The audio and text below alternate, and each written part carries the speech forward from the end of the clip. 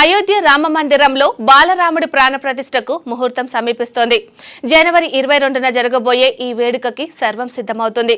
హిందువుల ఏళ్ల నాటి కల నెరవేరబోతున్న వేళ బాలరాముడి కోసం అనేక మంది కానుకలు సమర్పించుకుంటున్నారు. వీటిలో కొన్ని ప్రత్యేకంగా నిలుస్తున్నాయి. ఈ భారీ గుడిగంటను ఉత్తరప్రదేశ్లోని జలేసర్కు చెందిన కొందరు స్వర్ణకారులు తయారు చేసి అయోధ్య రామ మందిరానికి పంపించారు. ఈ గంట బరువు 2100 కిలోలు. 8 రకాల లోహాలతో ఈ గంటను తయారు చేశారు.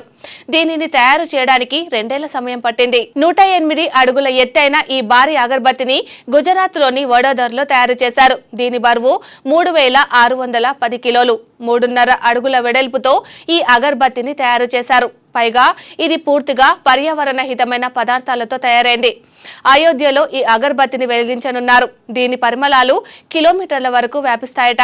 అయోధ్య రామ మందిరానికి ఉత్తరప్రదేశ్ లోని అలీగఢ్ కు చెందిన సత్యప్రకాష్ శర్మ అనే వ్యక్తి 400 కిలోల భారీ తాళాన్ని కానుకగా సమర్పించారు. 10 అడుగుల ఎత్తు, 4.6 అడుగుల వెడల్పుతో దీనిని తయారు చేశారు. ప్రపంచంలోనే ఇది పెద్ద తాళవట. లక్నోకి చెందిన అనిల్ కుమార్ సాహు అనే ఓ కూరగాయల వ్యాపారి అయోధ్య రామాలయానికి ఒక ప్రత్యేకమైన గడియారాన్ని తయారు చేశారు.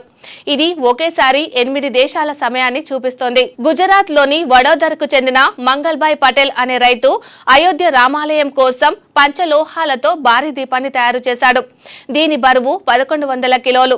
ఈ దీపం 9.25 అడుగుల ఎత్తు, 8 అడుగుల వెడల్పుతో ఉంది. ఇందులో 851 కిలోల నెయ్యి వేసి దీపం వెలిగించనున్నారు. మన హైదరాబాద్ కు చెందిన చెల్లా శ్రీనివాస్ శాస్త్రి అనే రామభక్తుడు అయోధ్యలో కొలువుదీరనున్న బాలరాముడి కోసం ప్రత్యేకమైన బంగారు పూత గల పాదరక్షలు తయారు చేశారు. వీటిని ఆలయ ట్రస్ట్ కు అందించేందుకు ఆయన అయోధ్యకి పాదయాత్రగా వెళ్లారు. రాముడి ప్రాణ ప్రతిష్టకు హాజరయ్యే భక్తుల కోసం తిరుమల తిరుపతి దేవస్థానం బోర్డు 1,00,000 లడ్డూలను తయారు చేసి పంపిస్తోంది.